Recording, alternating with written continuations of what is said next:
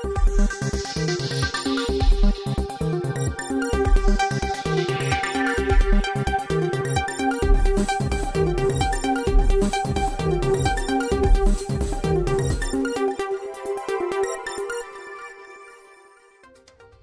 आप देख रहे हैं शुभ 24 न्यूज और मैं हूं आपके साथ हिमांशी शर्मा। तो चलिए नजर डालते हैं इस वक्त की बड़ी हेडलाइंस पर।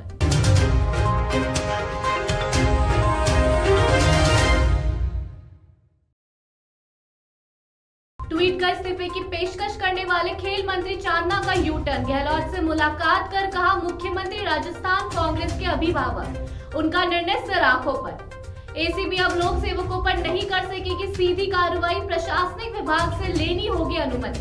राज्य में लागू हुई भ्रष्टाचार निवारण अधिनियम की एसओपी। राजस्थान कर्मचारी चयन बोर्ड ने पशुधन सहायक भर्ती में की 300 पदों की बढ़ोतरी, अब होगी 1436 पदों पर भर्ती। 4 जून को आयोजित होगी परीक्षा। नहीं थम रही चेन स्नेचिंग की वारदात, बदमाशों ने चेन तोड़ पर्स भी छीना। बढ़ते क्राइम ने खोली प्रदेश की कानून व्यवस्था की पोल। और अब खबरें विस्तार से। ट्वीट कर मुख्यमंत्री से मंत्री पद से मुक्त करने की बात कहने वाले मंत्री अशोक चांदना ने आखिरकार शुक्रवार को सीएम अशोक गहलोत से मुलाकात कर ही ली। उस मुलाकात के बाद चांदना ने फिर ट्वीट कर कहा कि मुख्यमंत्री से सभी विषयों पर सार्थक एवं लंबी चर्चा हुई।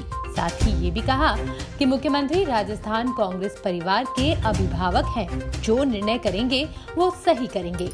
चांदना ने बीजेपी पर पलटवार करते हुए कहा कि बीजेपी अपना घर देखे और कांग्रेस परिवार मिशन 2023 के लिए एकजुट और लामबंद है।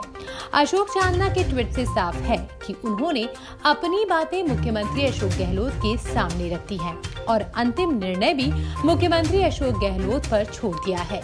गौरतलब है कि गुरुवार रात को अचानक राजस्थान के खेल मंत्री अशोक चांदना ने ट्वीट कर मुख्यमंत्री से अपील की कि जलालत वाले मंत्री पद से उन्हें मुक्ति दें। इसके साथ ही उन्होंने मुख्यमंत्री के प्रिंसिपल सेक्रेटरी पर निशाना साधते हुए कहा कि उनके विभाग की जिम्मेदारी प्रमुख सचिव कुलदीप रांका को दे दी जाए, क्योंकि वैसे भी वो सभी विभागों के मंत्री हैं।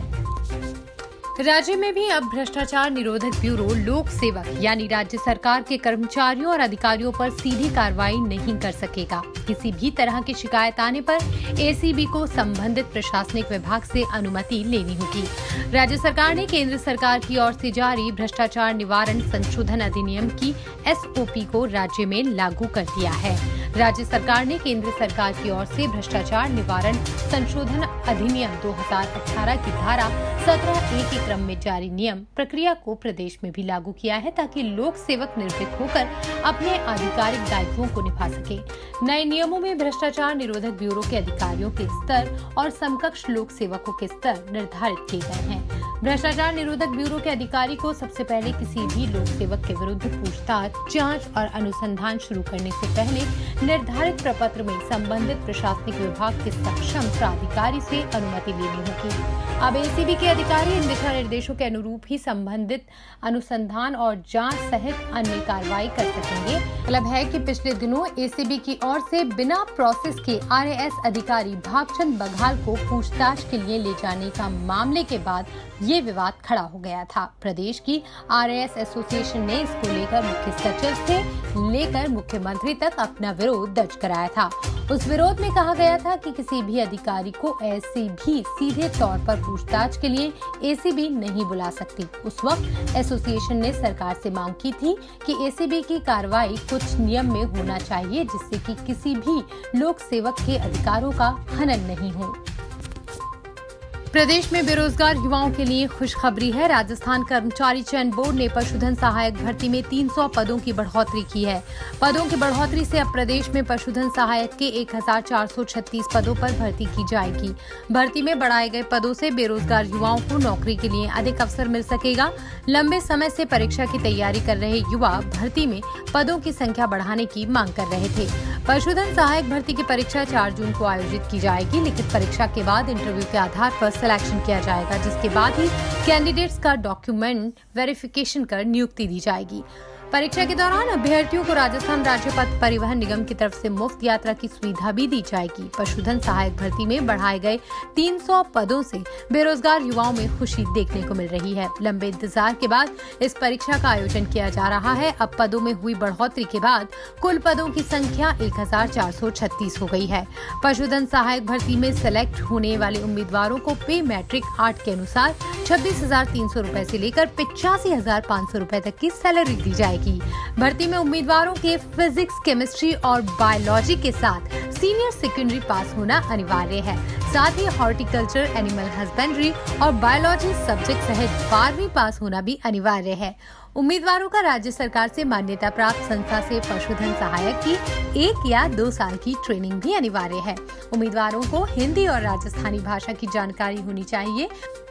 भर्ती परीक्षा में शामिल होने के लिए उम्मीदवारों की उम्र 18 से 40 वर्ष होना जरूरी है। आरक्षित श्रेणियों में शामिल लोगों की उम्र 40 से ज्यादा होने पर ही भर्ती में शामिल किया जाएगा। गौरतलब है कि लंबे इंतजार के बाद पशुधन सहायक भर्ती की परीक्षा होने जा रही है। ऐसे में परीक्षा से चंद दिन पहले कर्मचारी चयन बोर्ड की ओर से इन पदों को बढ़ाया गया है। जयपुर में पावर बाइक सवार चेन स्नेचरों का आतंक खत्म होने का नाम ही नहीं ले रहा है और अब चेन स्नेचिंग की एक और वारदात सामने आई है। चेन स्नेचिंग का ताजा मामला सामने आया है जवाहर नगर थाना इलाके में, जहां शुक्रवार दोपहर स्कूटी में पेट्रोल भरवाने के बाद बाजार से घर लौट रही एक महिला की चेन बाइक सवार बदमाशों ने तोड़ी। इसके साथ ही महिला के हाथ से पर्स भी बदमाशों ने छीन लिया और तेजी से भागने लगे। मां का चेन स्नेच होने और पर्स छीनने पर स्कूटी चला रही बेटी ने बदमाशों का चिल्लाते हुए काफी दूर तक पीछा किया। बाद में बदमाश अपनी बाइक से स्कूटी को टक्कर मारकर मां बेटी को पुलिया से नीचे गिरा मौके से फरार हो गए। इस हादसे में मां के दोनों पैर फ्रैक्चर हो गए और सिर पर भी गंभीर चोटें आई हैं। वहीं बेटी के भी सिर और हाथ पर गंभीर चोट आई है। हादसे में घायल हुई मां बेटी का एसएमएस अस्पताल में इलाज जारी है और पुलिस ने बाइक सवार अज्ञात बदमाशों के खिलाफ प्रकरण दर्ज कर उनकी तलाश करना शुरू किया है। पुलिस वारदात स्थल के आसपास लगे हुए सीसीटीवी कैमरों की फुटेज को खंगालकर बदमाशों की तलाश कर रही है। जयपुर में हुई गैंगवार ने राजधानी में कानून व्यवस्था की पोल खोलकर रख दी है। शहर में बढ़ते क्राइम ग्राफ का ही नतीजा है कि अपराधी अब यहां खुलेआम गैंगवार को अंजाम दे रहे हैं। करीब 5 दिन पहले ऐसी एक वारदात में कुछ बदमाशों ने दूसरी गैंग के एक बदमाश का मर्डर कर दिया। इस घटना में मारपीट के साथ फायरिंग भी हुई। अब इस घटना का सीसीटीवी फुटेज सामने आया है। 23 मई को शहर के करधनी थाना क्षेत्र में गैंगवार में सनी सोनी का मर्डर हुआ था। सामने आए फुटेज में बदमाश सनी को बेरहमी से पीट रहे हैं। बदमाशों ने पहले उसके हाथ पैर तोड़े, फिर 3 गोलियां मारकर हत्या कर दी। इसके बाद वे शव को कार में डालकर ले गए। पुलिस ने बताया कि बदमाशों ने बॉडी को बोयतावला गांव में एक खाली प्लॉट में फेंक दिया था। पुलिस जांच में सामने आया कि बदमाशों ने करीब 2.5 साल से चल रही रंजिश में 2 दोस्तों सनी और खुशवंत की हत्या का प्री प्लान बनाया था।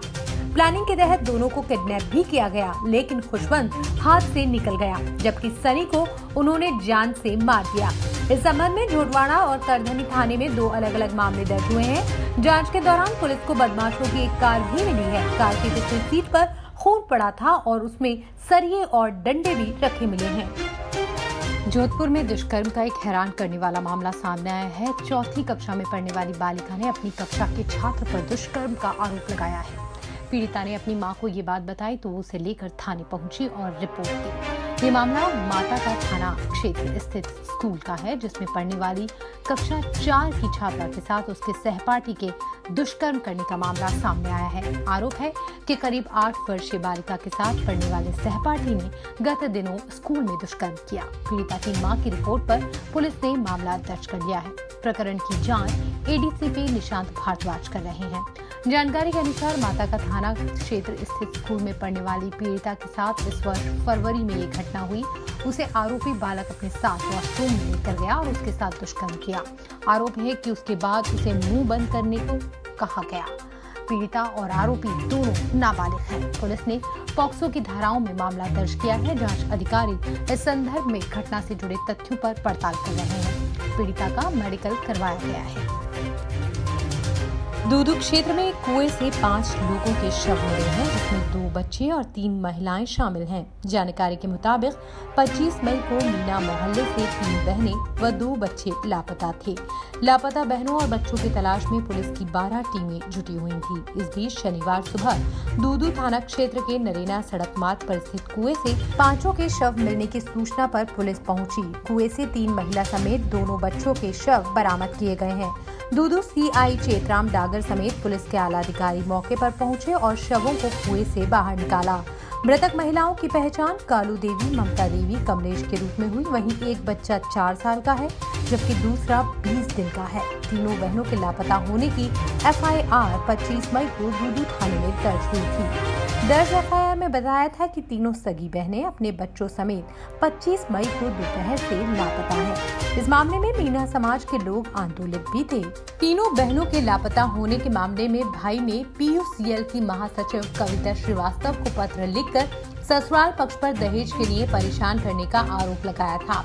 भाई ने लिखे पत्र में आरोप लगाया है कि तीनों बहनों की शादी दूदू क्षेत्र में हुई थी। तीनों बहनें 3 दिन से लापता हैं। भाई ने पुलिस पर भी 24 घंटे तक कोई कार्रवाई नहीं करने का आरोप लगाया है। राजसमंद के केरवा में निजी टूरिस्ट बस में भीषण आग लग गई। घटना शनिवार सुबह 4 बजे के आसपास की है। आग लगने से बस पूरी तरह जलकर खाक हो गई। गनीमत ये रही कि वक्त रहते सभी सवारियों ने नीचे उतरकर अपनी जान बचा ली। कुछ यात्रियों को खिड़की के कांच तोड़कर निकाला गया। ये बस अहमदाबाद से जयपुर की तरफ जा रही थी। NH8 पर केलवा पुराना अस्पताल के पास बस में पिछले टायर में अचानक आग लग गई। आग उठती देख यात्री चिल्लाने लगे। यात्रियों ने चालक को सूचना दी। आनन फानन में सवारियों को बस से उतारा गया। हादसे की सूचना पर केलवा थाना पुलिस मौके पर पहुंची। आग इतनी तेजी से बढ़ी कि लोग बस में रखा सामान तक नहीं निकाल पाए। उनके लगेज, मोबाइल और अन्य सामान जलकर खाक हो गए। हादसे के वक्त बस में करीब 50 सवारियां थीं। हादसे के बाद बस का चालक और खलासी मौके से फरार हो गए। आज के लिए बस इतना ही। बने रहिए हमारे साथ शो 24 न्यूज पे। नमस्कार।